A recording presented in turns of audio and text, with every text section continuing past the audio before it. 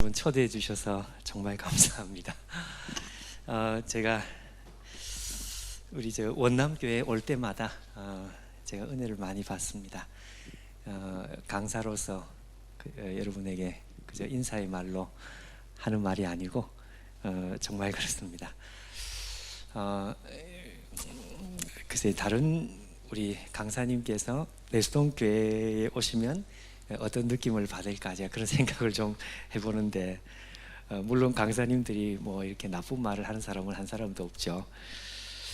근데 이제 제가 우리 이 청년 수련회 올 때마다 뭐랄까요? 영적인 신선함을 느낀다고 할까요? 또는 뜨거움을 느낀다고 할까요? 아주 제 마음이 참 감동이 있고 흡족하고 너무 행복하고 정말 너무 좋습니다. 그래서 이 영적인 시간을 함께 할 수 있는 자리에 여러분들이 초대해 주셔서 정말 너무 감사드리고, 이 시간에 줌으로 함께 하시네요. 우리 많은 분들이 줌으로 이렇게 함께 하시는 것을 보니까 더 감사하고 그렇습니다. 자, 제가 시간이 길어지면 집중도가 이제 무너지는 것 때문에 집중도가 무너지지 않도록 아주 할 수 있으면 정말 짧은 시간에 아주 집중적으로 그렇게 중요한 말씀들을 여러분과 함께 나누면 좋겠는데, 지난번 또 그 지난번 제가 벌써 몇 번 여러분들을 이렇게 만날 수 있는 특권을 가지게 돼서 저도 나름대로 지난번에 되도록이면 나눈 말씀을 이렇게 피해서 말씀을 해야 재탕이 안 되기 때문에 제가 좀 조심스럽게 이렇게 준비를 했죠. 자, 여러분 우리가 방금 읽은 이 출애굽기 12장 1절부터 11절 6월절, 여러분이 보시는 대로 6월절 규례를 우리 하나님께서 이렇게 이제 출애굽기 12장에 기록을 이제 해놓고 있습니다. 이 6월절 규례가 출애굽기 12장만 해도 벌써 2번, 3번 이렇게 반복이 됩니다. 했던 말이 또 나오고 또 나오고 이렇게 13장에 가면 또 나와요. 여러분과 제가 오늘 생각하고 싶은 그 핵심이 뭔가 하면요, 한 가지입니다. 한 가지. 하나님께서 어떻게 지금 보면 너무너무 말하자면 이 번거로운 일을 하고 계십니다. 이 번거로운 일을 하고 있다는 게 무슨 말인지 제가 설명을 잠깐 해야 되는데, 왜 하나님께서 이렇게 번거로운 일을 굳이 하셔야 되는가? 무슨 이야기인가 하면요, 자, 여러분 우리가 교회를 다닌 지 얼마 안 되신 초신자들도 대충 귀동냥으로라도 한번 들은 말이 뭔가 하면, 이스라엘이 이제 애굽에서 노예 생활을 하다가 탈출을 하죠. 말 그대로 출애굽을 하는, 엑소더스, 출애굽을 하는 이제 요 과정에 오늘 읽은 이 본문은 그 출애굽 과정의 끝부분이죠. 끝부분. 그러니까 하나님께서 애굽에 10가지의 재앙을 내리시고, 그리고 마지막 10번째 재앙을 내리시기 일보 직전에 이 6월절 규례를 말씀하시고, 그리고 10번째 마지막 재앙을 내린단 말씀이죠. 주일학교 때부터 들은 사람들은 지금 제가 하는 말을 너무 익숙하게 들었기 때문에 무슨 이야기인지 다 알 것이다 생각을 하고, 또 교회로 오신 지 얼마 안 되신 분들도 대충 그게 무슨 이야기인지 대충 다 이해를 하리라고 저는 생각을 합니다. 하나님께서 애굽왕 파라오, 바로죠. 성경에 바로 애굽왕 바로를 향해서 10가지의 재앙으로 심판을 하신다. 우리가 잘 알고 있는 것입니다.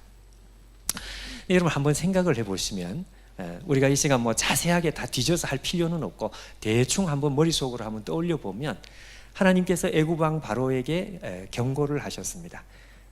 그리고 나서 애굽왕 바로가 말을 안 들으면 하나님께서 폭격을 하시죠. 그래서 첫 번째 재앙을 내리시고,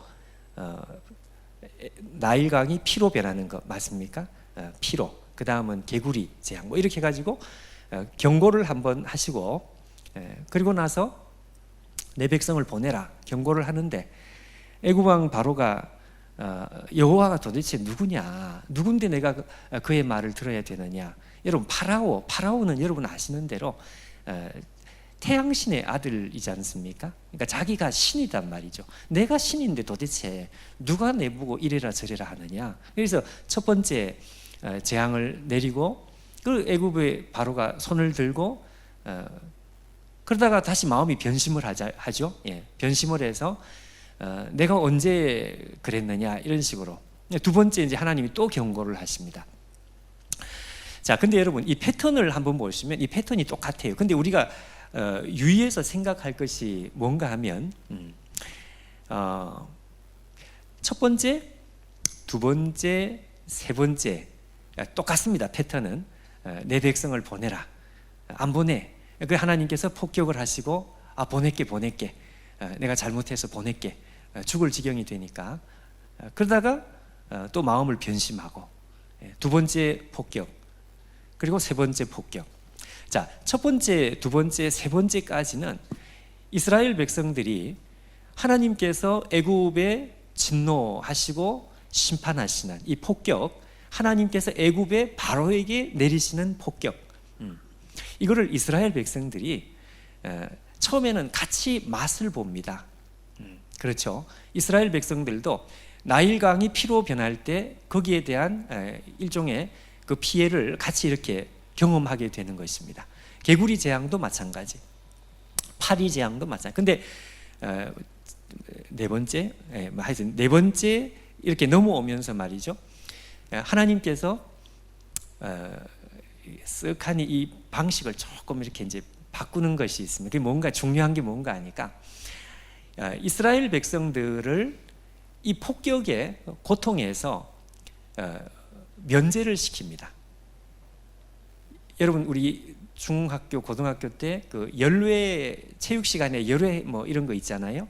그러니까 이스라엘 백성들이 처음에는 하나님의 폭격에서 같이 고통을 좀 받다가 네 번째로 이렇게 재앙이 이제 더 심각해질 때, 다섯 번째, 여섯 번째 재앙이 점점 더 심각해지고, 애굽 왕 바로의 마음은 하겠다 해놓고 또 마음을 변심하고 또 변심하고, 그러니까 하나님께서 더 세게 심판할 수밖에 없죠. 그때 이제 중요한 것은 이스라엘 백성들을 열외를 시킨단 말이에요. 여러분, 열외를 시킨다는 게 무슨 이야기인지 아시겠습니까? 그러니까 애굽에 폭격을 내리는데요, 하나님 백성들이 그 폭격 조언 안에 들어가지 않고 이렇게 구분을 시켜가지고 이스라엘 백성들은 그 고통을 맛보지 않도록, 그리고 저쪽에 열외를 시켜가지고 애굽 왕과 또 애굽의 백성들이 하나님 앞에 심판을 받는 것, 이걸 구경하게 하시는 거예요. 구경. 이게 이제 네 번째, 다섯 번째, 이게 점점 이제 심각해질 때, 여섯 번째, 일곱 번째, 여덟 번째, 아홉 번째까지, 아홉 번째까지 하나님의 백성들은 옆에서 애굽 왕과 애굽의 백성들이 하나님 앞에 참 속된 말로 떡이 되는 것을 구경을 한단 말이에요. 구경을.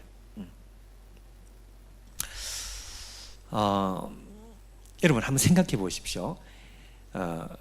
애굽의 바로와 애굽 백성들이 하나님 앞에 정말 박살이 나는 것, 이걸 이스라엘 백성들이 저 멀리서, 자기들은 그 고통을 당하지 않는 가운데 저 멀리서 구경을 할 때 이스라엘 백성들의 기분이 어땠을까요?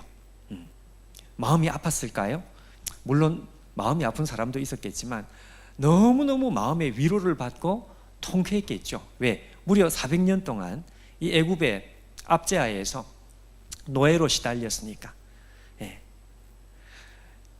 애굽에서 이스라엘 백성들이 노예로 시달릴 때 자기들을 학대했던 그 고대 세계의 신적인 존재, 이 바로는 너무너무 무서운 존재였고, 자기들이 그 애굽의 학정에서 이 원래는 노예가 아니잖아요. 원래는 그 요셉의 후손들이 와서 대접을 처음엔 잘 받았는데 요셉을 알지 못하는 왕들이 이렇게 이어져 나오면서 이 애굽 사람들이 이스라엘을 그냥 노예로 삼아버리고 노예 취급을 하는, 여러분 이 고대 세계의 노예라고 하는 것은 물건이나 다름이 없었으니까 짐승과도 같은 대접을 받은 것이죠. 그러니까 하루 이틀이 아니라 수백 년간 이런 대접을 받았던 이스라엘 백성들이 한순간에 자기들을 그렇게 괴롭혔던, 그리고 정말 악한, 그리고 정말 독한 이 애굽의 바로가 자기들 앞에서 완전히 무너지고 박살이 나는 것을 무려 여러분 8번, 9번을 옆에서 구경을 하는 거예요. 그러니 이스라엘 백성들의 입장에서는 이게 얼마나 위로가 되는지 몰라요. 아, 하나님이 우리를 돌아보셨구나.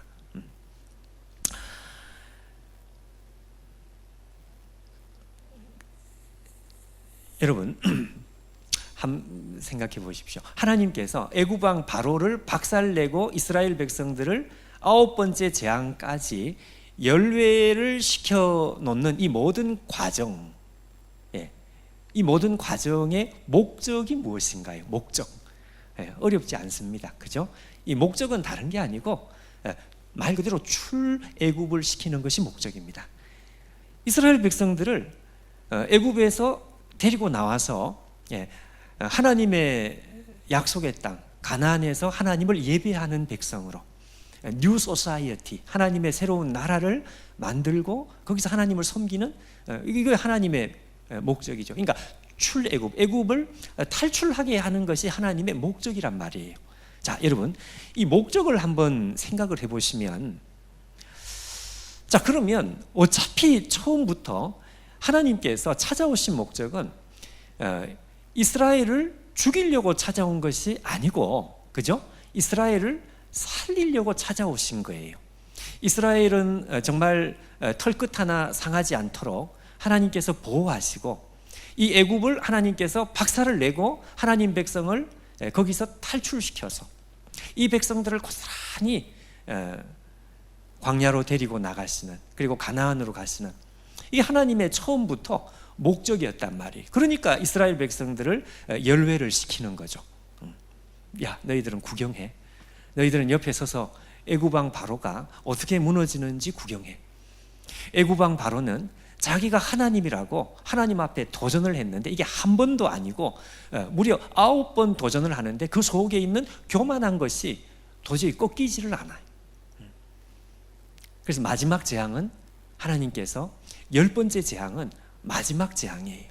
여러분 마지막 재앙은 그냥 재앙이 아니고 죽음입니다. 죽음. 하나님 앞에 도전하는, 이거 이제 죄인데 이 죄의 본질이죠. 그 죄의 본질이 오늘 이 세상에 그대로 있는, 근데 이 하나님 앞에 도전하는 이 바로의 교만함, 이거는 꺾이지를 않는 거예요. 이건 치료가 안 돼요. 이건 다스려 컨트롤이 되지 않는 거예요. 그러니까 컨트롤이 안 되면 어떻게 해? 죽는 수밖에 다른 방법이 없어요.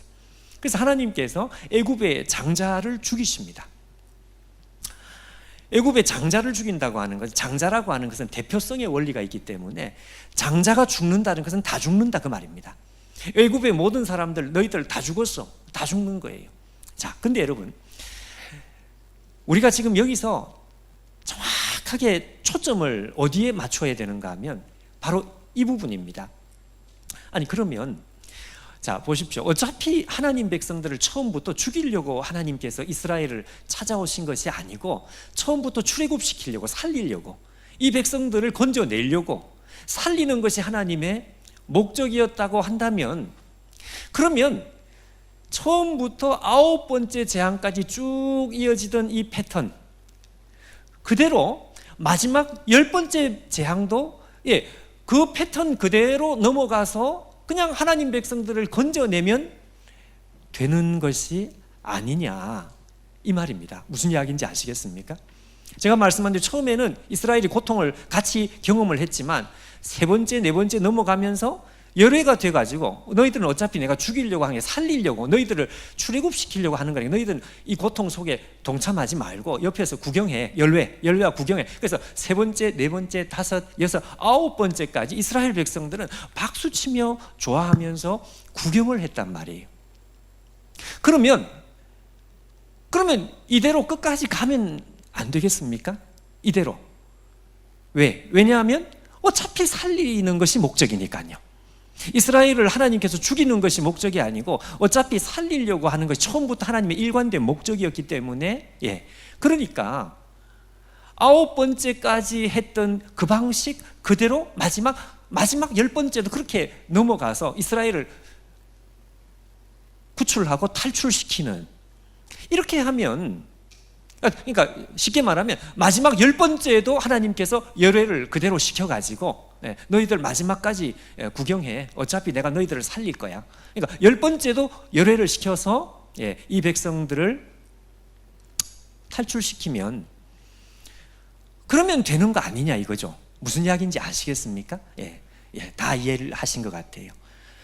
그런데 하나님께서는 그렇게 안 하시는 거죠. 마지막 열 번째 재앙만큼은 놀랍게도요, 이스라엘 백성들을 폭격 존 안으로 다 포함을 시켜버려요.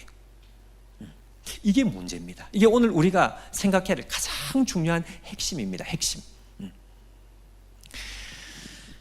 아홉 번째까지는 이스라엘 백성들이 박수치며 좋아했고 위로받고 눈물 흘리면서 감격했고 너무너무 행복했죠. 하나님께서 우리의 원수를 갚으시니까. 그러면 이스라엘 백성들을 살리겠다고 하나님께서 여태까지 그렇게 하셨으니까 마지막까지 쭉 그냥 그렇게 가서 그렇게 그냥 출애굽을 시키면 그러면 서로 다 좋을 것 같아요. 근데 하나님 그렇게 안 하시고 너무너무 번거로운 작업, 번거롭다는 말 아시죠? 귀찮고 번거롭고 힘든 작업을 하나 하십니다. 그게 뭔가 하니까 하나님 백성, 여태까지 저 옆에서 열애하고 구경하고 있던 하나님 백성들을 다 애굽 백성들 속에 포함을 시켜요. 더 놀라운 것은요, 포함을 시키는 것이 이게 가짜가 아니고 이게 진짜란 말이에요. 그러니까 총알을 쏘는데도 이게 공포탄이 아니고 실탄이다 이 말이죠. 그러니까 포함을 시켜가지고 하나님께서 엄포용이 아니고 진짜로 포함을 시켜가지고 애굽 백성들에게 하나님께서 죽음의 신으로 마지막 열 번째 재앙에 폭격을 하실 때 이스라엘 백성들을 포함시킬 뿐만 아니라 실제로 같이 폭격을 해버려요.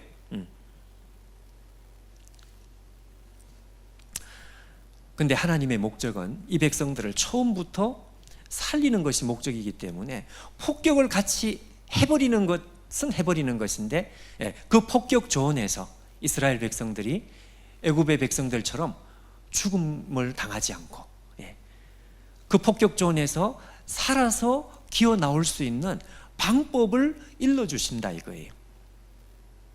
그 방법이 뭔가 하니까 어린 양이 피를 흘려가지고 그 어린 양의 피를 문설주에 문지방에 이걸 바르는 것이다. 그 피를 보면서 하나님께서는 이 내 백성이구나 이렇게 하고 하나님의 이 죽음의 신이 이걸 넘어간다 이거죠. 그래서 패스 오버, 그게 6월입니다. 월 뛰어넘다 6월. 자, 여러분 질문이 무슨 질문인지 이제 이해가 되시죠? 왜 하나님께서 이렇게 귀찮게 하실까? 여태까지 잘 했어요. 아홉 번째 재앙까지 하나님께서 쭉 하던 대로 잘 하셨다고. 왜 옆에서 구경하다가 애굽 백성들이 망하면, 자, 애굽 백성들이 폭삭 다 망하고 다 죽음으로 심판을 끝내고 나서 이 옆에서 열애로 구경하던 이스라엘 백성들이 손 탈탈 털고 이제 그냥 나가면 되는 거예요. 그렇게 하면 얼마나 간편하냐 이거죠. 얼마나 좋냐 이거죠. 왜냐하면 처음부터 그렇게 하는 것이 하나님의 목적이니까. 근데 놀랍게도 하나님께서 마지막 재앙을 내리실 때에는 희한하게 이 백성들 열애를 안 시켜요. 열애를 안 시키고 애굽 백성들하고 똑같이 포함을 시켜요. 그리고 실제로 폭격을 실제로 해버려요. 실탄으로 그냥 실제로 그냥 폭격을 해버려요. 만약에 그날 어린 양의 피를 바르지 않으면 그 사람은 애굽 사람하고 똑같이 죽임을 당하는 거죠. 근데 하나님 백성들이 하나님 말씀하신 그대로 어린 양의 피를 발라서 우리가 하나님 백성이라는 것을 나타내고, 그리고 하나님께서 거기서 살아서 기어 나온 사람들, 그 사람들을 데리고 애굽을 탈출하는 것입니다.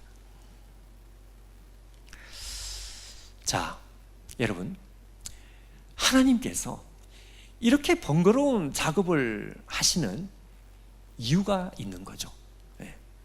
이렇게 번거로운 작업을 하시는 하나님의 목적이 한 가지가 있는 거죠.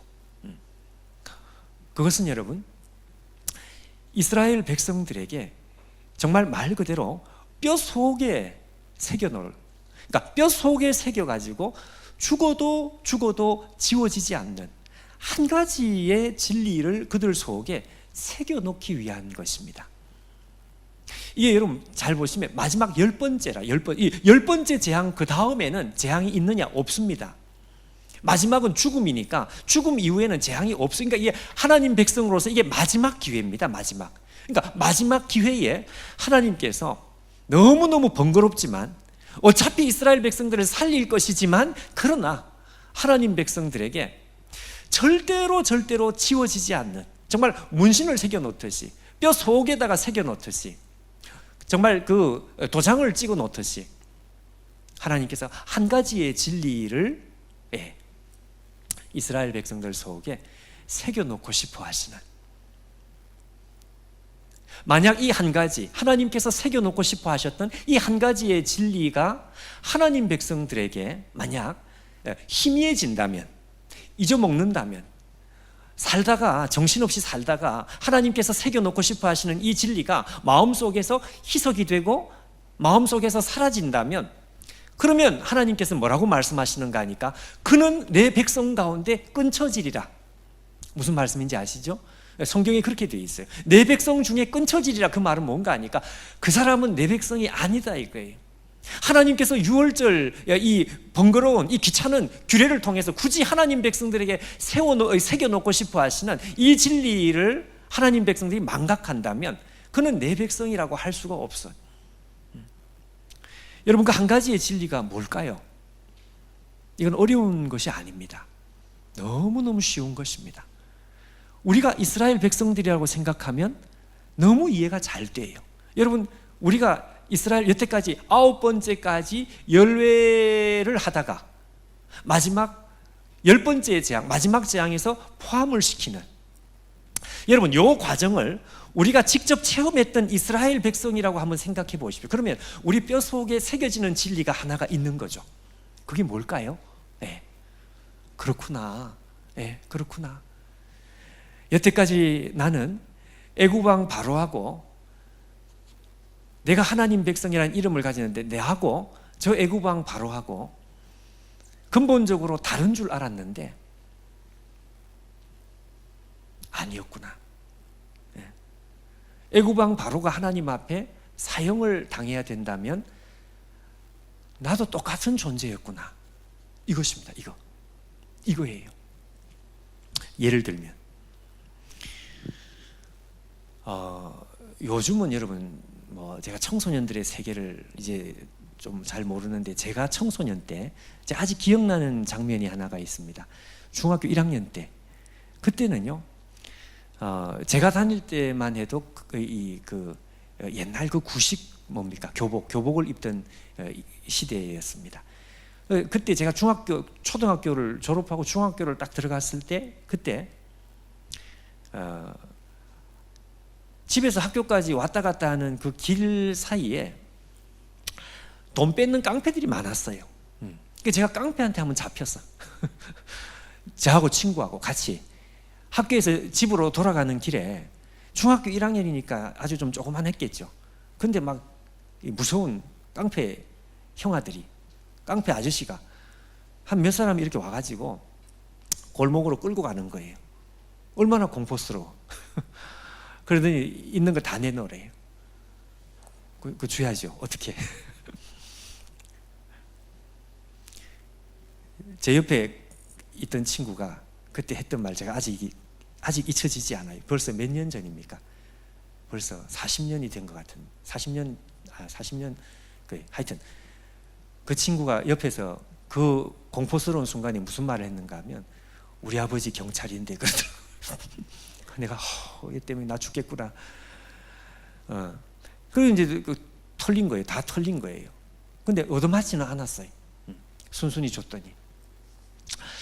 자, 근데 여러분, 만약에 말이죠, 저하고 친구가 깡패한테 잡혀가지고 정말 돈도 뺏기고 그리고 얻어맞고 그리고 정말 얻어맞으면 그 치욕스럽고 하여튼 그 트라우마가 보통이 아니죠.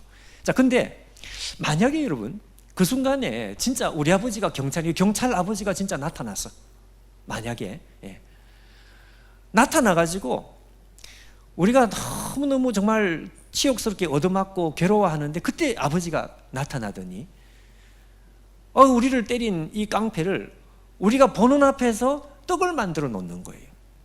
여러분 그때 제 기분이 어땠을까요? 우리 기분이 어떨까? 너무너무 행복하죠.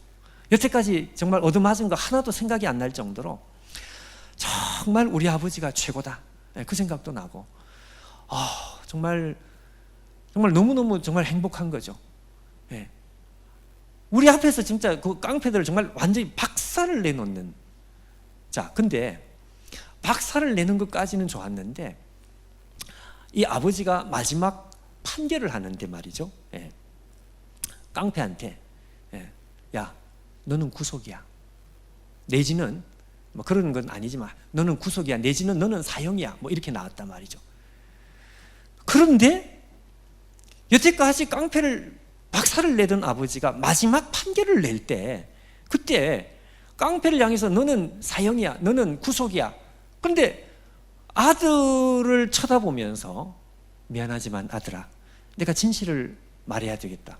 너도 구속이다. 너도 사형이다. 라고 아버지가 마지막 그 말을 했다면, 자, 여러분, 그때 우리가 받는 이 충격은 어떤 충격일까요? 어마어마한 충격일 거예요. 그죠? 여태까지 너무너무 좋았어요. 내가 이 깡패한테 얻어맞은 그거 다 정말 보상받는 것 같은 그런 느낌을 가졌는데 마지막 순간에 아버지가 깡패한테 사형 판결을 내리더니 아들한테 똑같이 사형 판결을 같이 내려버려요. 그래서 아들이 뭐 잘못된 거 아니냐? 아니, 잘못된 거 아니다. 혹시 지금 뭘 잘못 이야기하고? 아니다 이거예요. 이건 진실인데 진리에 대해서는 내가 어떻게 할 수가 없는 것이다. 이 깡패는 분명히 사형인데 미안하지만 너도 사형이다. 너도 구속이고 얘도 구속이다. 자, 여러분, 마지막 이렇게 판결을 하고 끝난다면 여러분 그때 받는 이 충격은 이루 말로 다 할 수 없습니다. 이스라엘 백성들이 여러분 이 유월절 규례를 들으면서 받는 이 충격은 이런 충격인 거예요. 여태까지 우리 아버지 하나님께서 애굽왕 바로를 너무너무 멋있게 박살을 내셨어요. 한 번 하고 안 되니까 두 번째, 세 번째, 9번째까지 완전히 애굽이, 그래서 애굽의 그 신하들이 하는 말이 왕이시여 아직도 애굽이 망한지 당신은 모르겠느냐. 그러니까 완전히 그냥 진짜 말 그대로 떡을 만들어 놓는. 그런데 마지막에 하나님께서 하나님 백성들을 다 포함을 시켜요. 그리고 사형 판결을 하나님께서 같이 내려버려요. 같이. 그리고는요, 진짜 하나님께서 하늘로부터 진짜 폭격을 해버리는 거죠. 진짜로. 장난이 아니라 진짜로. 네. 근데 놀랍게도 하나님 백성들에게는 거기서 죽지 않고 살아서 나올 수 있는 길을 가르쳐주는, 이게 유월절입니다. 여러분, 하나님께서 하나님 백성들의 뼛속에 새겨놓고 싶은 진리가 하나 있었습니다. 이건 진리라요. 이 진리에 대해서는 어떻게 바꿀 수가 없어요. 그 진리는 다른 게 아니라 예, 하나님 백성, 이름은 하나님 백성 이스라엘이지만, 예, 이 이스라엘이 하나님 보실 때에는 애굽 왕 바로하고 사실은 아무 차이가 없었던 거예요. 처음부터 마찬가지, 처음부터. 그러니까 이 열애할 때, 이스라엘 백성들이 열애를 할 때 그들은 우리는 뭔가 좀 다른가 보다, 이런 생각을 얼마든지 충분히 할 수 있었죠. 그러나 사실은 그게 아니었다는 것을 하나님께서 마지막 판결 속에 그 진리를 레빌레이션, 계시, 드러내시는 것입니다. 이걸 가르쳐 주는 거예요. 이걸 가르쳐 주어야만 되는 거예요. 자, 여러분, 이스라엘 백성들이 여태까지 경험했던 가장 독한 인간, 가장 나쁜 인간, 가장 교만한 인간, 하나님께서도 치료할 수 없을 정도로 교만한 인간, 이스라엘 백성들이 여태까지 경험한 인간 중에 최고는 누군가 하면 바로였습니다. 이스라엘 백성들은 애굽 왕 바로를 생각하면 저거는 절대로 안 돼, 저거는 죽어도 또 살아나고, 죽어도 그 교만이 또 살아나고, 하나님을 대적하고 자기가 신이라고 하나님을 대적하는 이 교만한 본성이 정말 죽어도 사라지지 않는구나. 야, 저런 인간이 다 있나, 어떻게 저런 잔인한 인간이 다 있나. 이게 이스라엘 백성들이 여태까지 했던 생각입니다. 그러니까 최고였어요. 이스라엘 백성들이 본 최고의 독종이었어요. 그런데 하나님께서 이스라엘아, 미안하지만 너도 저 바로하고 똑같아. 내가 보기에는 너하고 아무런 차이가 없어. 똑같아. 쟤가 사형인데 너도 사형이다. 너도. 쟤가 죽어야 돼. 너도 죽는 거야. 충격이죠. 충격. 여러분 스스로 한번 생각을 해보셔요. 여러분들 가운데 내가 참 길지 않은 인생인지는 모르겠지만, 내가 인생을 살면서 직접적으로 만난 사람이든지 아니면 간접적으로든지 아니면 역사 속에든지, 여하튼 내가 머릿속에 그림을 그릴 수 있는 제일 나쁜 인간, 정말 더러운 인간, 정말 악질 중에 악질, 내가 보기에 저건 인간이 아닐 것이다 라고 생각하는 사람들이 혹시 여러분 있습니까? 혹시 그런 사람을 직접 만나본 사람은 아마 상처가 많이 있겠지만, 뭐 직접이 아니더라도요, 아니 무슨 소설을 통해서든지 아니면 뭐 역사를 통해서든지, 하여튼 여러분들이 머릿속에 떠올릴 수 있는 제일 악질, 누굽니까 여러분? 그런 사람이 있나요? 근데 하나님께서 우리에게 직접 이렇게 말씀하시는 거죠. 네가 생각하는 악질, 김아무개, 그 악질 알지? 근데 미안하다, 하나님 내가 볼 때에 그 악질하고 너하고 미안하지만 똑같아. 진짜 똑같아. 이게 장난 아니라 걔가 100번 죽어서 사형을 당해야 돼. 너도 미안하지만 사형이다. 하나님 여러분 우리에게 그렇게 말씀하시면 어떨까요? 얼마나 기분이 나쁠까요? 아니 기분이 나쁜 거는 둘째치고 얼마나 충격스러울까? 얼마나 전율이 될까요? 몸이 덜덜덜 떨리지 않겠습니까? 오래전인데요, 제가 언제인지 정확하게 기억이 안 나요. 꽤 오래전이에요. 인터넷이 그때 없을 때였던 것 같아요. 인터넷이 뭐 거의 잘 안 나오고, 하여튼 초기였습니다. 인터넷이 이렇게 세상에 나오기 초기였던 거, 오래전이었어요. 근데 그때는 이렇게 이제 인터넷 뉴스가 아니고 페이퍼 신문이죠. 아침에 이제 문 열고 나오면, 대문 나오면 이제 신문이 이렇게 오는 거예요. 그러니까 제가 아직 기억나는 장면이 하나가 있어요. 그 당시에 우리나라에 연쇄살인범, 그러니까 희대의 연쇄살인범, 내 이름은 기억이 나지 않아요. 여러 사람이 많이 있었으니까.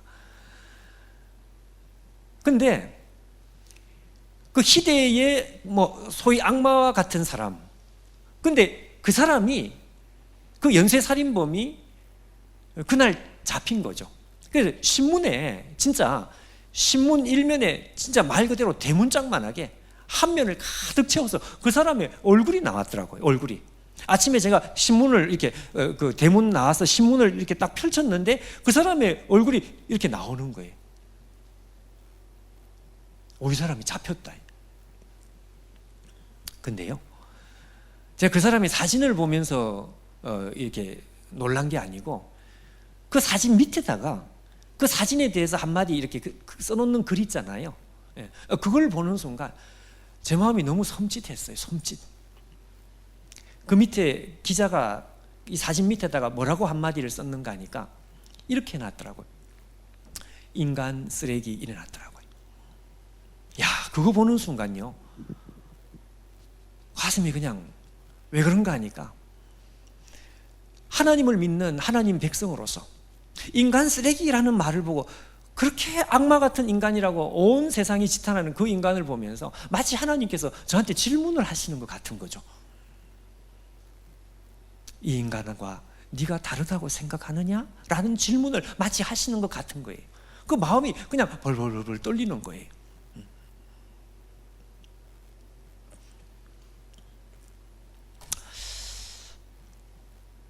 여러분, 이스라엘에게 하나님께서 충격스럽지만 이 사실을 뼛속에 새겨놓고 싶어 하시는 것입니다. 저는 그 성지순례를 제대로 해본 적이 없습니다. 근데 이스라엘을 잠깐 한번 지나가 본 적이 있습니다. 한 이틀 정도. 선교사님을 만나야 될 일이 있어가지고 터키에서 하여튼 이렇게 해서 터키죠. 하여튼 이스라엘 예루살렘을 나중에 다시 제대로 와서 꼭 성지순례를 한번 해봤으면 좋겠다 그랬는데 한 하루 이틀 정도를 그 예루살렘 시내를 이렇게 이제 잠깐 볼 수 있는 기회가 있었죠. 그 짧은 시간이니까 뭐 여러 군데 갈 수도 없고 어디를 가볼까? 그 짧은 시간에 제가 간 곳은, 여러분 혹시 가보셨나요? 예루살렘 가보셨습니까? 예, 제가 예루살렘에서 어디를 갔는가 하면요, 예루살렘 물론 성벽이 이제 지금 그대로 있고, 근데 야드 바셴이라는 곳이 있습니다. 이 야드 바셴이라는 데가 뭔가 하면 유대인 2차 대전 때 여러분 잘 아는 홀로코스트 아시죠? 유대인이 무려 여러분 600명이 아니고 6천 명이 아니고 6만 명이 아니고 60만 명이 아니고요, 600만 명입니다. 600만. 그래서 나중에 역사가들이 이게 숫자가 좀 이상하지 않겠냐, 아니 어떻게 인간이 600만 명이 죽어나갈 수 있느냐. 근데 얕은 공식적인 그 기록은 600만 명인 거예요. 유대인 600만 명이 학살된 그 유대인 학살에 대한 일종의 추모관입니다. 이게 야드 바셴이에요. 제가 거기를 꼭 가보고 싶었습니다. 근데 제가 한국에서 그 계획이 있어 거기 가야 되겠다 이런 생각을 했는데, 제가 아는 장로님이 그러시더라고요. 목사님, 그 야드 바셴 거기 가서 이렇게 돌면 반나절 이상 정말 돌아야 되는데 볼 게 너무 많은데 그 다 돌고 나면 아마 점심 못 드실 겁니다. 그래요. 밥맛이 떨어져서. 그 밥 잘 먹었어요. 그래도. 근데 여러분 뭐 희한한 뭐가 이렇게 전시되어 있는 그런 게 아니었어요. 진짜 말 그대로 600만 명 이 죽음을 당한 사람들을 진짜 말 그대로 추모하는 게 목적이요. 그 당시에 이렇게 그 생존자들이 비디오로 이렇게 그 증언하는 그때 증언들이 나오고, 하여튼 이렇게 이제 기념관이니까 뭐 이렇게 쇼킹하게 볼 수 있는 뭐 이런 것들이 막 이렇게 충격스러운 그런 장면은 그렇게 많지는 않았습니다. 그런데 제가 이렇게 돌다가 어떤 뭐 유물 같은 그 기념품일까요? 뭐 기념품이 아니고 뭐라 그러나 하여튼 유물. 거기 어느 자리에 제가 딱 갔는데 갑자기 진짜 정말 간담이 서늘한, 정말 모골이 송연하고 정말 갑자기 간이 정말 서늘한 그런 순간이 이제 있었어요. 그게 뭔가, 제가 어디 갔느냐, 뭐 사람 죽은 무슨 뼈 이런 게 아니고요, 제 앞에 요만한 가스통이 하나가 있는 거예요. 가스통이. 처음엔 제가 그게 뭔지 몰랐습니다. 여러분 지금 우리 도시가스 쓰기 전에 옛날에 프로판 가스통 잘 아시잖아요. 요즘도 어디 상가 같은 데 있는 말 그대로 가정에서 쓰는 무슨 가스통 같은 겁니다. 가스통 큰 거. 예. 근데 뭐 사람보다 크지 않고 그냥 조그만해요. 이만한 가스통이에요. 처음에는 그냥 별 생각 없이 그냥 지나가는데, 아니 그 밑에 써여 있는 글자를 보다가 그걸 보는 순간 갑자기 그냥 가슴이 그냥 벌렁벌렁 너무 떨리는 거죠. 왜 그런가? 거기에 뭐라고 적혀 있는가 하니까 사이클론 B, 사이클론 베타, 사이클론 B라고. 이 사이클론 B 바로 그것이었습니다. 그 소문만 듣던. 예. 여러분, 유대인들을 이 독일 사람들이 죽이려고 처음에는 강제 노동을 이렇게 시켜서 죽이려고 하니까 사람이 잘 안 죽더라. 이게 너무 오래 걸리고 잘 안 죽더라. 그래서 총으로 쏴서 죽이니까 총알값이 너무 많이 들더라 이거예요. 어떤 거는 돈이 너무 많이 들고 어떤 것은 시간이 너무 많이 들고, 그래가지고 이 사람들이, 독일 사람들이 이 궁리를 한 끝에 어떻게 하면 돈도 안 들고 빠른 시간에 사람을 죽일 수 있을까, 이걸 연구를 한 거죠. 그 독일 사람들 좋은 머리를 가지고 그걸 연구를 한 거예요. 그러고 나서 그 사람들이 개발한 게 뭔가 하니까 제일 싼 값에 제일 빨리, 그리고 한꺼번에 많은 사람을 죽일 수 있는 가스를 개발한 거예요. 가스. 이게 여러분 우리가 귀로만 듣던 사이클론 B라고 하는 독가스입니다. 여러분, 인간이 이렇게 잔인해요. 돈 안 들고 빠른 시간에 많은 사람을 죽이고 싶어하는 그 열망이 만들어낸 결과물이었습니다. 그 사이클론 B 앞에 독가스, 물론 지금은 그 껍데기겠지만 거기 딱 서는 순간에 진짜 가슴이 막 떨렸어요. 여러분, 그 쇼와라고 하는 그 기록 영화가 있습니다. 4시간 정도 기록 영화가 있는데, 이 쇼와가 뭔가 하면 제가 지금 정확하게, 하여튼 이스라엘이 그 홀로코스트에서 경험했던 이런 것들을 이렇게 모아놓은 일종의 무성 영화입니다. 다큐멘터리 같은 거. 제가 그걸 책으로 이렇게 책의 내용으로 이렇게 읽다가 제 방에서 어느 순간 너무 기가 막혀가지고 제 사무실에서 어느 순간 책을 읽다가 제가 그냥 책을 놓고 그냥 그 자리에서 엉엉 울었던 적이 한 번 있습니다. 그 무슨 이야기가 그 속에 있었는가 하면요, 유대인들을 독일 사람들이 죽이는데 이 유대인들 가운데에서 그 노동을 시키는, 근데 그 노동자 중에 이발사가 있는 거예요. 이발사. 그러니까 이발사가 앉아가지고 자기 앞에 오는 유대인들을, 자기 동족이죠, 유대인들의 머리를 깎고 이렇게 이 털을 이렇게 밀어가지고, 뭐 털을 어떻게 하려는지 모르겠는데 하여튼 그렇게 해서 털을 다 밀어가지고 그 다음으로 가는 곳이 가스실인 거예요. 이 이발사는 지금 자기가 무슨 일을 해야 되는지를 아는 거죠. 그리고 자기 앞에 있는 이 동족 유대인이 자기를 통과해서 그 다음에 어디를 가야 되는지를 아는 거예요. 근데 이름 모를 한 이 유대인 이발사 앞에 두 사람의 여인이 자기 앞에 섰어요. 그 여자가 자기 딸과 자기 아내였던 거예요. 야, 제가 그걸 보는 순간 정말 가슴이 정말 벌렁벌렁. 여러분, 그 심정이 도대체 어땠을까요? 그래서 제가 그걸 보다가 너무 기가 막혀가지고 그냥 책을 덮어버렸어요. 그리고 그냥 혼자 울었습니다. 그리고 저녁에 집에 와가지고 저녁밥 먹으면 집사람한테 내가 낮에 읽었던 책 이야기를 하다가 또 울었어요. 여러분, 이거 상상할 수 없는 이야기 아닙니까? 어떻게 그럴 수 있을까요? 자기 손으로. 근데 여러분, 이 잔인한 일을 주도했던 사람이 누군가 하면요, 독일의 아돌프 아이히만이라고, 이름 아마 들어보셨을 거예요. 아돌프 아이히만이라고 하는 이 사람이 이 독가스 사이클론 B를 주도했던 사람입니다. 전쟁이 끝나고 이 사람이 아르헨티나인가 어디서 1960년대죠. 이 사람이 체포가 된 거예요. 잡혔어요. 그리고 이 사람이 압송이 돼가지고 독일의 뉘렌베르크, 1964년인가 그럴 거예요. 뉘렌베르크에 압송이 돼가지고 전범 재판에 이 사람이 피고인으로 이제 재판을 받게 된 것입니다. 전 세계 모든 세계 언론이 거기에 다 집중한 거죠.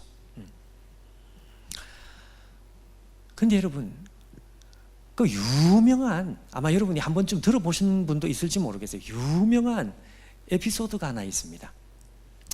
이 아돌프 아이히만이 피고인석에 섰을 때 수많은 증인들이 나와가지고 그 아이히만의 범죄에 대해서 이렇게 증인을 하는, 이 증인 발언을 하는 그런 일이 있는데, 그 증인 중에요, 예엘 다이누르라고 하는 유대인, 생존 유대인입니다.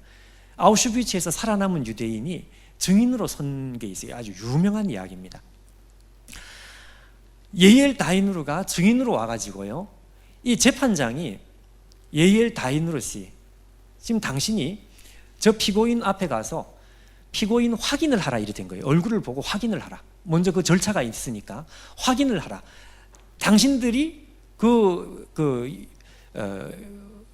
죽음의 수용소에서 고통할 때 당신들을 그곳에서 고통을 준 피고인이 맞는지 확인을 하라. 이 예엘 다이누르가 아돌프 아이히만 앞으로 갔습니다. 그 사람의 얼굴을 보는 순간 이 예엘 다이누르가 기절을 해버린 거예요. 그 자리에서 그냥 기절을 해버렸어요. 전 세계 언론 기자들이 다 몰린 거죠. 그 사람하고 인터뷰하려고. 왜 기절을 했는지 사람들이 그냥 다 짐작을 한 거예요. 그 사람한테 물었습니다. 당신 왜 기절했습니까? 그 옛날 악몽이 떠올라서 기절했습니까? 그 대답이 나올 줄 알고 기다리고 있었던 거죠. 근데 여러분, 이 사람이 참 특별한 말을 했습니다. 내가 그 옛날에 죽음의 수용소가 생각이 나서 그 트라우마 때문에 기절한 게 아닙니다. 그럼 도대체 왜 기절했습니까? 자기가 죽음의 수용소에 있을 때에 아돌프 아이히만이라는 이름을 들었다 이거예요. 그런데 자기뿐만 아니라 모든 유대인들에게 아돌프 아이히만이라고 하는 이 사람은 사람이지만 보통 사람하고는 분명히 다른 인간일 것이다. 사람은 사람이지만 보통 사람들하고는 분명히 뭔가 다른, 속성상, 본질상 좀 짐승 같은 좀 특별한 인간일 것이다라고 자기는 확신했다는 것입니다.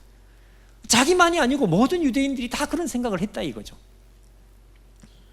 그런데 가까이에 가서 보는 순간 너무 놀란 거예요. 왜? 그 악몽이 되살아나서가 아니고 너무너무 평범한 사람이었어요. 너무 평범해.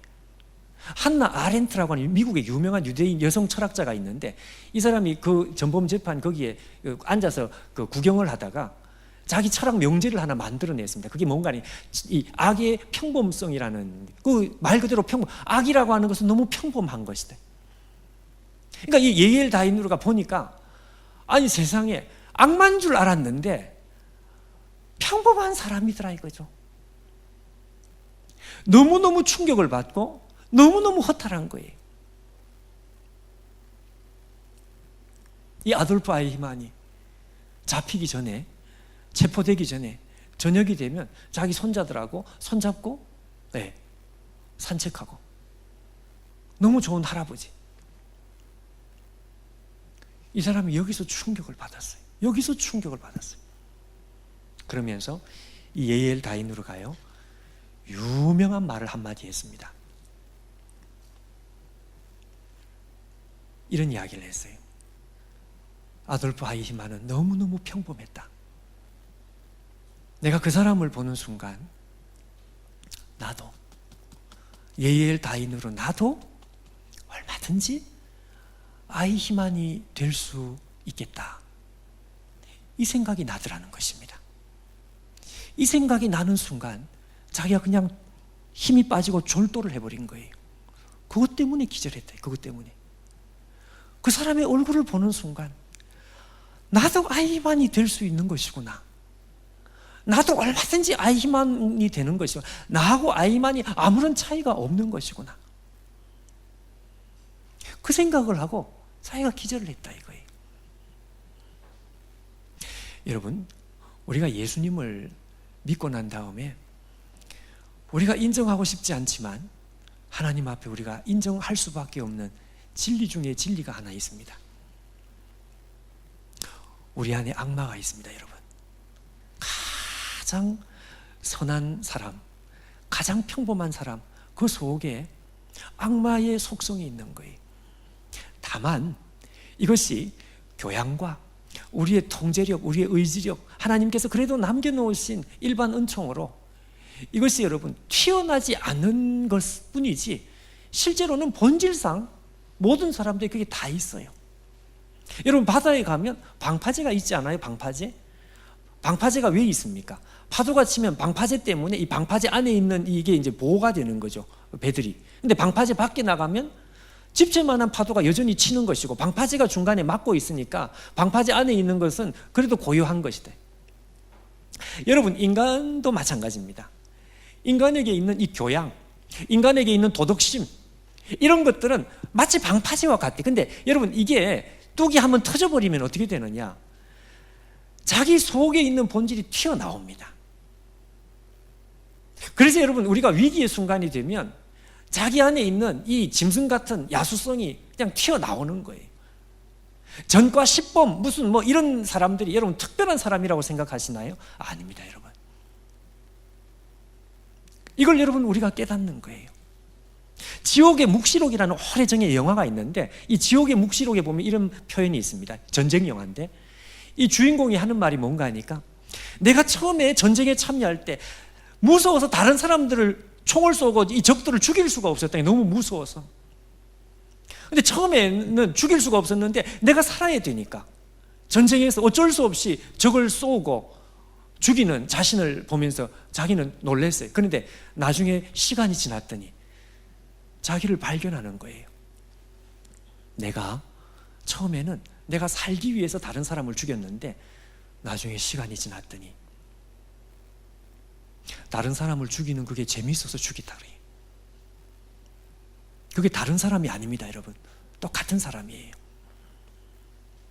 여러분 이 도덕성이라고 하는 것은 선을 한 번 넘는 것이 어려운 것이지 한 번만 넘으면은요 그 다음은 일사천리입니다. 그냥 여러분 죄송하지만 사창가에 가는 게 한 번 가는 것이 어렵지 이걸 한 번 넘어가면 그 다음은 별 감각이 없어요. 여러분 나쁜 짓도 한 번 하는 게 어렵지 그 다음, 왜냐하면 이 방파제가 한 번 터지고 나면 그 다음은, 그러니까 무슨 이야기인가 하면 여러분 그러니까 이게 한 번 안 터지는 것이 중요한 거예요. 그나마 우리가 본질은 똑같은 본질이지만 하나님께서 지키는 걸 빨리 우리가 지키는 게 중요한 것인데 제가 지금 강조하려고 하는 것은 뭔가 하니까 사람 속에 다 있다 그 말이에요. 다 없는 게 아니라 다 있는 거다. 다 있는 것이다.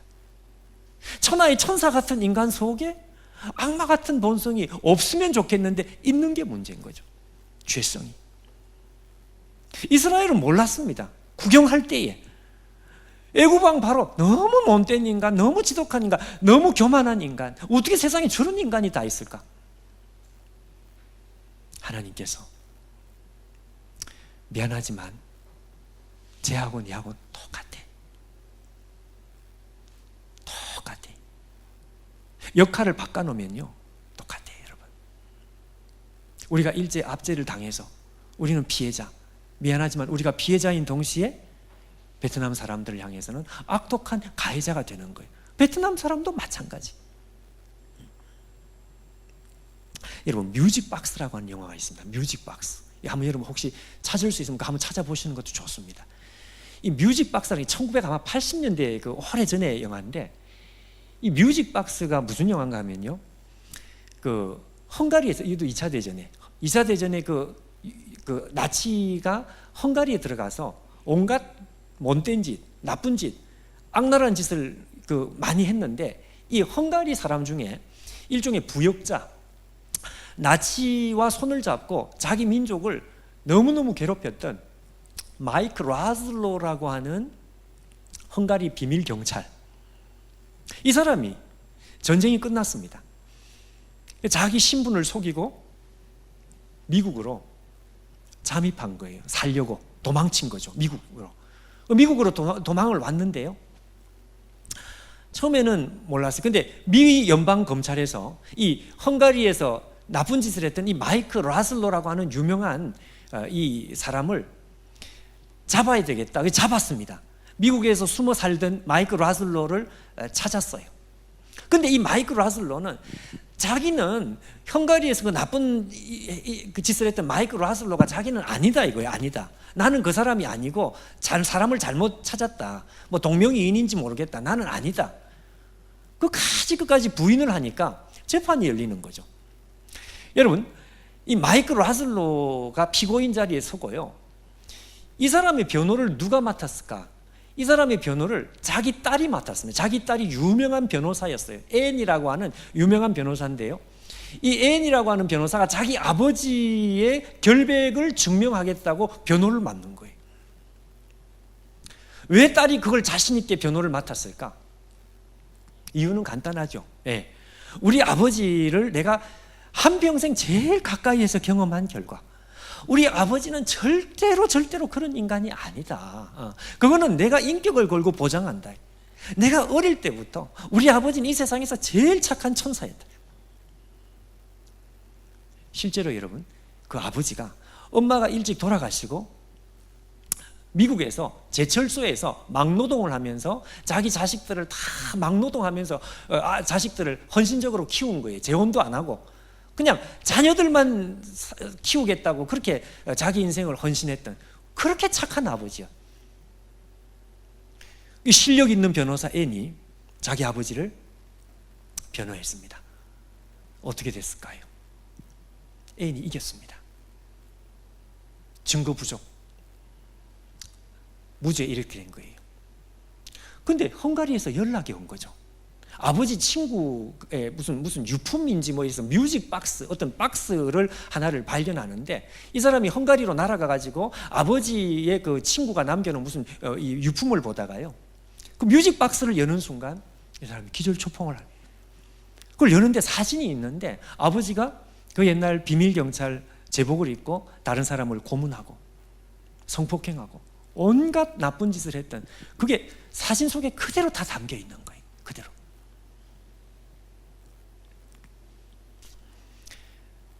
결국은 이 앤이 아버지를 미 연방 검찰에 고발을 합니다. 앤이. 그러면서 영화 속에 이 앤이 아버지의 이 멱살을 잡고, 어떻게 인간이 그럴 수 있느냐, 어떻게 당신이 이렇게 잔인할 수 있느냐, 이러면서 막 절규를 해요. 세상에 그렇게 착한 아버지가 없었습니다. 여러분, 이게 진실입니다. 이게 진실이에요. 우리는 어떤 선을 넘어보지를 못했기 때문에 우리는 그런 인간이 아니라고 생각을 하는 거죠. 아닙니다, 여러분. 하나님께서 우리를 보실 때에 우리가 잘 암송하는 말씀이 있죠. 로마서, 모든 사람은 죄인입니다.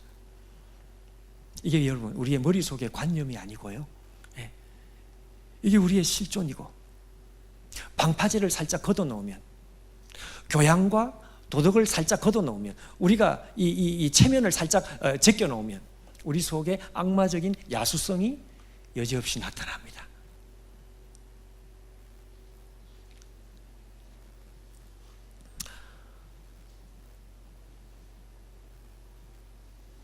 하나님께서 이 이스라엘 백성들에게 이걸 가르쳐 주고 싶었던 거예요. 너의 속에 바로를 능가하는, 바로와 똑같은 그 폭력성과 잔인함과 교만함과 이 모든 것이 네 속에 있다.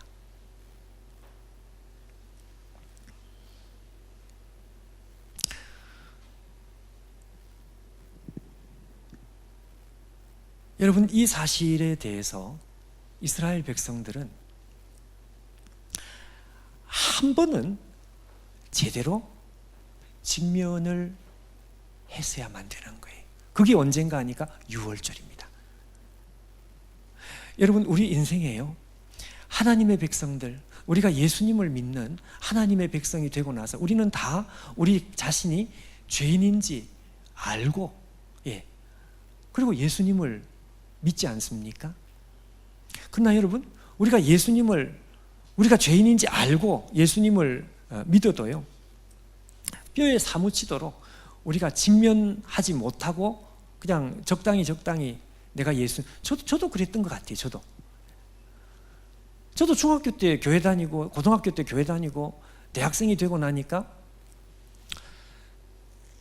그래서 성경에서 말하는 죄인이다, 죄인이다. 그냥 뭐 그렇다고 내가 다 잘난 것은 아니니까 그냥 다 인정을 했습니다. 근데 그 인정하는 거하고 내 뼈 속에 사무쳐 있는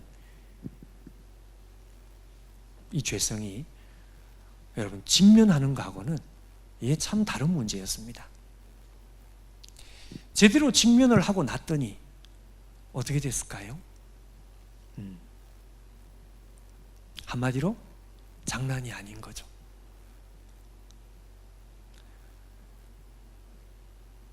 하나님께서는 여러분 오늘 우리 줌으로 함께하는 우리 형제자매들, 또 이 자리에 함께하는 우리 모두 한 번 아니라 우리가 정말 벌거벗은 마음으로 이 직면을 한번 해보기를 원하시는 것입니다. 근데 이걸 제대로 직면한 사람들마다 어떤 일이 벌어지느냐? 우리의 찬양이 달라집니다, 여러분. 우리가 예수님을 붙드는 우리의 기본적인 신앙이 완전히 달라지는 거예요. 십자가, 십자가 하는 말이 우리의 입에서 나오지 않고 이 배 속에서 나옵니다. 이게 우리의 신앙의 고백 정도가 아니라 우리의 처절한 하나님을 향한 생명을 거는 고백이 되는 것이죠. 왜냐하면 내가 어떤 인간인지 봤기 때문에, 직면했기 때문에. 오늘 제가 자꾸 무슨 영화 이야기를 자꾸 해서 미안한데요. 여러분 헨리 이야기라는 영화가 있습니다. 헨리 이야기. 혹시 아시나요? 그 유명한 영화 배우 있죠. 해리슨 포드 아시죠? 이 해리슨 포드라고 하는 영화 배우가 나오는 이 헨리 이야기, 이건 실화입니다. 실화. 간단해요. 이야기는 아주 간단해요. 이 해리슨 포드로 나오는 칼 헨리인지 하여튼 헨리라고 하는 헨리 터너라고 하는 이 변호사입니다. 이 변호사가요, 미국에서 제일 잘 나가는 변호사였어요. 잘 나가는 변호사는 다른 게 잘 나가는 변호사가 아니고 무슨 사건을 맡으면 무조건 이기는 거예요. 실력으로도 이기고 편법으로도 이기고 하여튼 자기가 사건을 맡기만 하면 수단과 방법을 가리지 않고 무조건 이기는 변호사. 이게 헨리 터너였습니다. 그러니 여러분 생각해 보십시오. 이 사람한테 사건을 맡기면 무조건 이겨주니까 미국에서 돈 많은 사람들은 무조건 이 사람한테 모든 사건을 다 맡기고 싶은 거죠.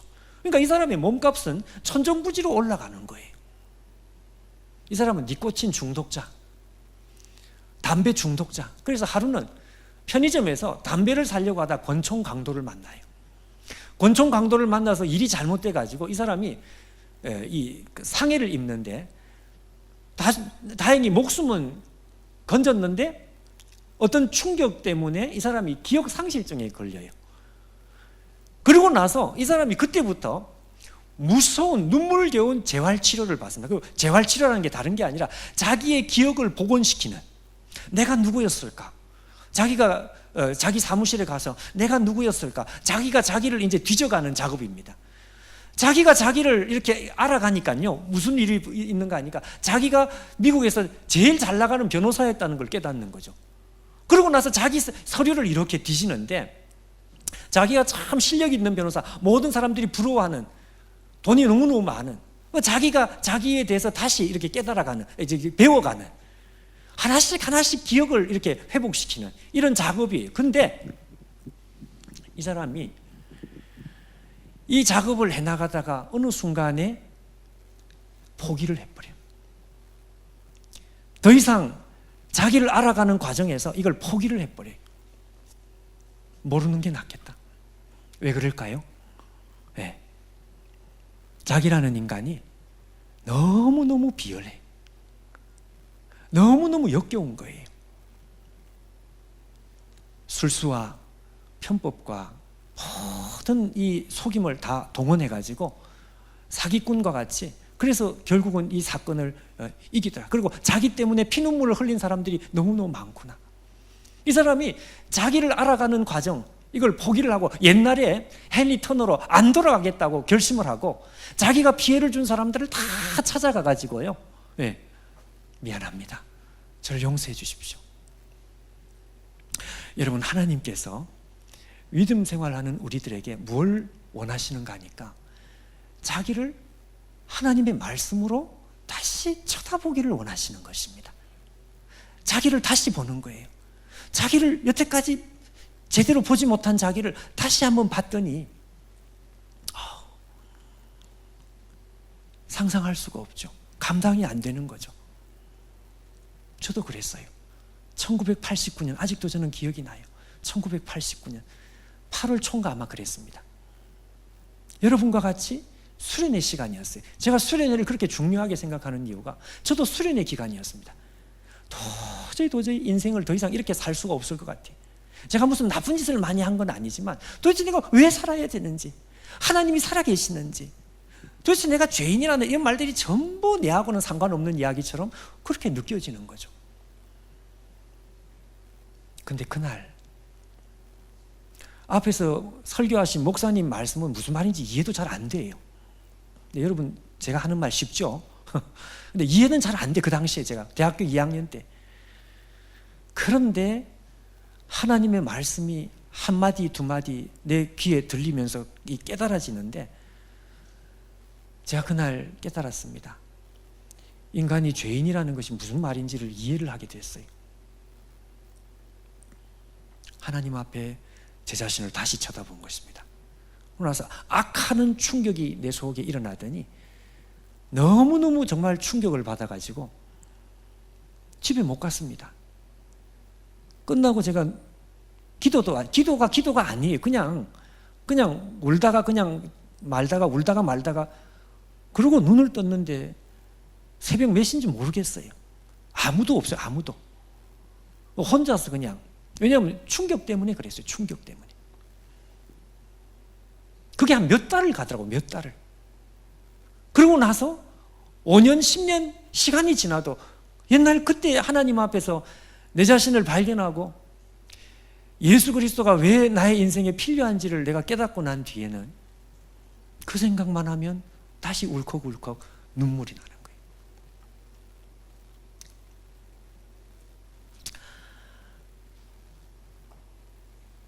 여러분, 이스라엘 백성들이 그날 깨달은 것은 그렇구나. 바로하고 내가 똑같구나. 그렇지만 바로는 죽고 내가 사는 것. 그러니까 쉽게 말하면 바로의 운명과 나의 운명이 영원히 갈라진 것은 딱 한 가지였구나. 여러분, 그 한 가지가 뭡니까? 그렇습니다. 어린 양의 피였습니다. 피. 바로의 운명과 내 운명을 갈라놓은 것은 다른 아무것도 없습니다. 피였습니다. 피. 어린 양의 피. 어린 양의 피가 전부였어요. 진짜 말 그대로 전부였습니다. 그 속에 내가 어떤 그런 것들이 들어갈 여지가 아무것도 없어요. 무슨 경력이니 아무 필요 없어요. 내 도덕심이니 아무런 필요가 없어요. 그냥 하나님께서 딱 한 가지 피였습니다. 피.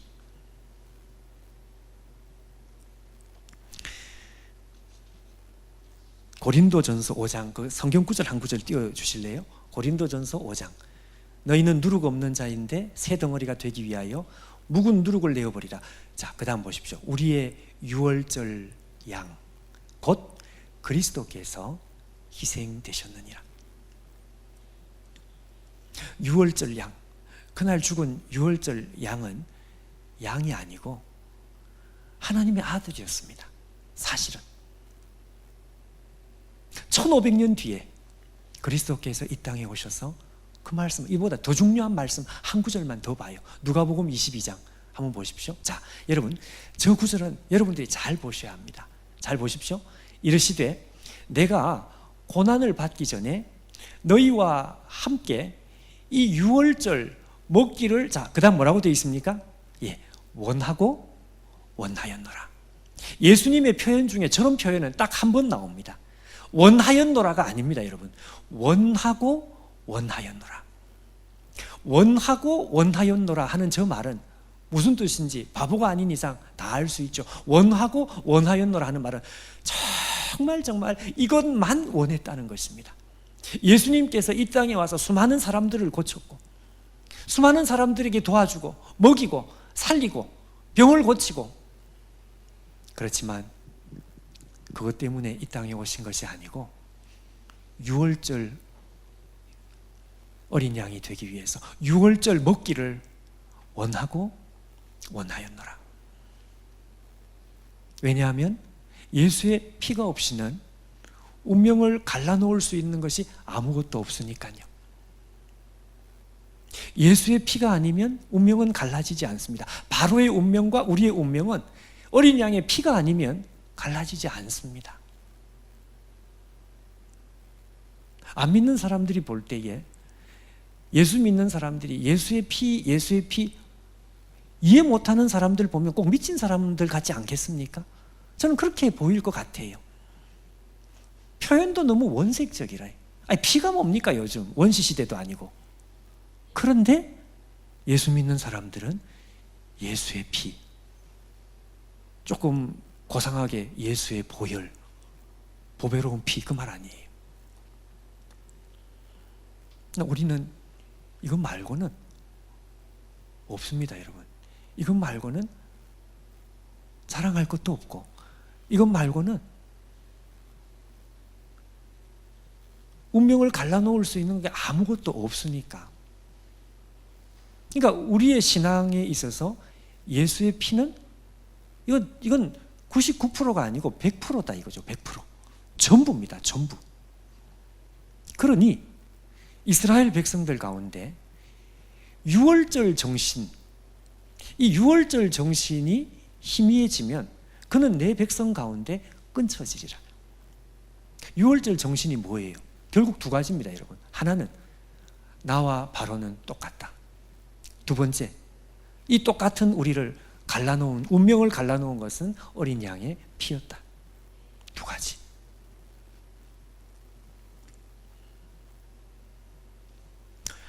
여러분과 함께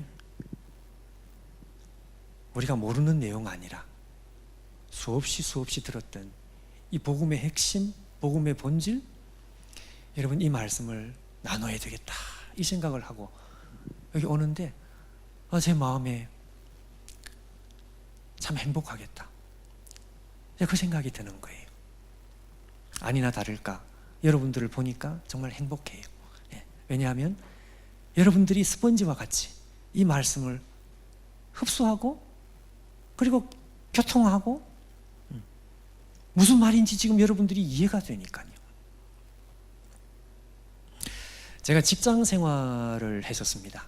그 당시에 제가 입사할 때 금성사였고 지금은 LG전자가 됐는데 그 여의도에 가면 트윈타워라고 그 당시에는 굉장히 제일 좋은 건물이었어요.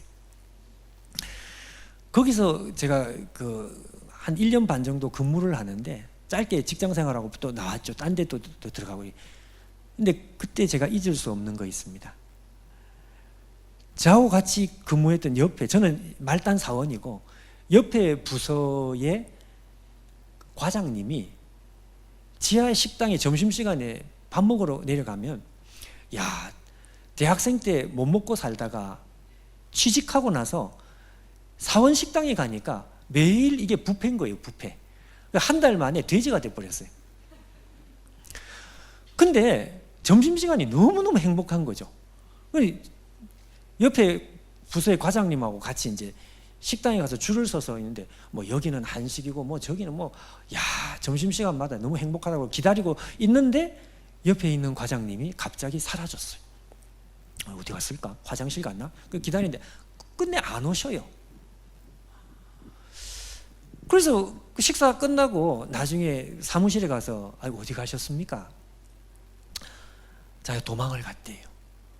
왜 도망갔느냐? 알고 봤더니 여러분 저는 그거 처음 알았습니다. 알러지 중에서 오이 알러지가 있다는 걸 제가 처음 알았어요. 뭐 복숭아 이런 건 제가 들어봤는데 오이에 대한 알러지가 있는 사람이 있다는 걸 제가 처음 알았는데 이게 어느 정도로 심했는가 하면 오이를 먹는 정도가 아니고요. 오이를 가까이서 보는 정도도 아니라 그 과장님 하시는 말씀이 저 멀리에 반찬 중에 오이가 보이더라 이거예요. 그걸 보는 순간 자기가 알러지 반응이 일어나가지고 자기가 도망을 쳤다는 거예요. 제가 그때 깨달았어요. 인간이 이런 인간이구나.